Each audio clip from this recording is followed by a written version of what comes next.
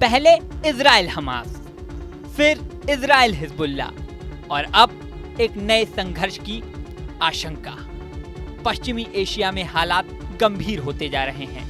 अब ईरान ने इजराइल को धमकी दे दी है। ईरान ने खुले तौर पर इजराइल को चेतावनी दी है कि अगर वह लेबनान में हिजबुल्ला के खिलाफ सैन्य अभियान शुरू करता है तो वह विनाशकारी युद्ध करेगा। इस बीच इजराइल के पीएम नेतन्याहू ने आगे की कार्रवाई के लिए सुरक्षा कैबिनेट की तेल अवीव में बैठक बुलाई है। रक्षा विशेषज्ञों का कहना है कि ईरान की धमकी नई जंग के संकेत हैं। इजराइल और हमास के बीच पहले ही 10 महीने से जंग चल रही है जो रुकने का नाम नहीं ले रही। इसके बाद इजराइल और हिजबुल्ला के बीच भी तनातनी बढ़ती जा रही है। हिजबुल्ला ने शनिवार को इजराइल के कब्जे वाले गोलन हाइट्स पर मिसाइलों से हमला किया था। इसके जवाब में इजरायली सेना ने भी दक्षिण और पूर्वी लेबनान के गांवों और कस्बों पर जमकर बमबारी की। हाल ये है कि लेबनान और इजराइल में संघर्ष बढ़ गया है। यहाँ तक कि नॉर्वेजियन दूतावास ने चेतावनी दे दी है कि लेबनान में रह रहे नागरिक देश छोड़ दें। नॉर्वे ने कहा है कि स्थिति अगर बिगड़ती है तो लेबनान के बाहर यात्रा के विकल्प सीमित हो सकते हैं। यहाँ ये बात गौर करने वाली है कि लेबनान के संगठन हिजबुल्ला को ईरान समर्थन देता रहा है।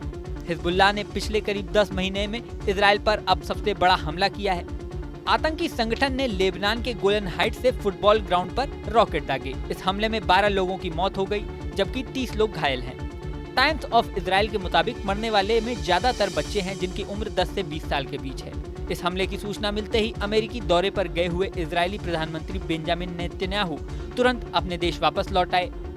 हिजबुल्ला ने शुरुआत में इस हमले की जिम्मेदारी ली थी, हालांकि कुछ ही देर में वो अपने बयान से पलट गया। दूसरी ओर इजराइल की सेना IDF ने कहा है कि हमला फलक 1 रॉकेट से किया गया जिसका इस्तेमाल सिर्फ हिजबुल्ला करता है। यानी साफ है इजराइल हिजबुल्ला को ही इस हमले के लिए दोषी ठहरा रहा है। इजराइल के विदेश मंत्री इजराइल कात्ज ने कहा है कि इसमें अब कोई शक नहीं कि हिजबुल्ला ने सारी हदें पार कर दी हैं।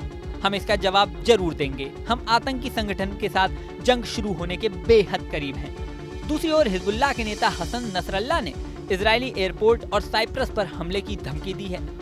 हिजबुल्ला के डिप्टी चीफ शेख नदीम कासिम ने कहा है कि लेबनान इजराइल बॉर्डर पर दोनों के बीच दुश्मनी बढ़ती जा रही है। अगर इजरायली सेना लेबनान तक पहुंची तो हम उसकी सीमा के अंदर तबाही मचा देंगे। वहीं इजराइल और हिजबुल्ला के बीच खुली जंग का खतरा बढ़ रहा है।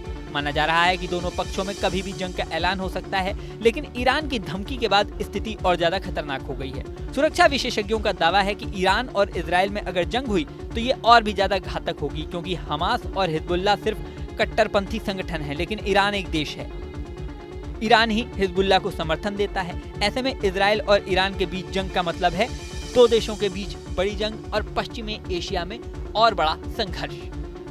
अब आगे क्या होगा इस पर पूरी दुनिया की निगाहें लगी हुई हैं। इस वीडियो में फिलहाल इतना ही, लेकिन जाने से पहले सबसे जरूरी बात, अभी आपको स्क्रीन पर एक QR कोड दिखेगा जिसे स्कैन करके आप हमारे WhatsApp चैनल से जुड़ सकते हैं और खबरों की नई अपडेट तुरंत पा सकते हैं। इस वीडियो में फिलहाल इतना ही। बने रहें न्यूज नेशन पर। न्यूज नेशन अब WhatsApp पर। खबरों की ताजा अपडेट के लिए न्यूज नेशन के इस QR कोड को स्कैन करें।